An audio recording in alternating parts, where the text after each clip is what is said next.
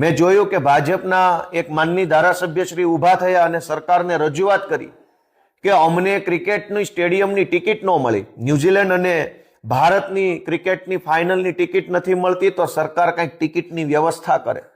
તો સામા પક્ષે સરકારમાંથી કૃષિ મંત્રી ઊભા થયા અને એમણે આશ્વાસન આપ્યું કે સરકાર આવતી કોઈ પણ ફાઇનલ મેચ હશે તો બધા સભ્યો માટે ટિકિટની વ્યવસ્થા કરશે.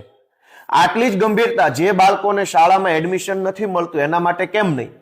કહેવું જોઈએ સરકારે કે કોઈ પણ દર્દી ખિસ્સામાં પૈસા ન હોય તો એડમિશન વગરનો નહીં રહે દવાખાનામાં કે શાળામાં જગ્યાઓ નથી, દવાખાનામાં ખાટલાઓ નથી, ગરીબ માણસને બસમાં ટિકિટ મળતી નથી કેમ કે બસ જ આવતી નથી. હજારો એવા વિસ્તારો છે કે જ્યાં બસો જ આવતી નથી, કોઈ વાહન આવતા નથી. એ વિષય ઉપર કોઈ ગંભીરતા સરકારની નથી.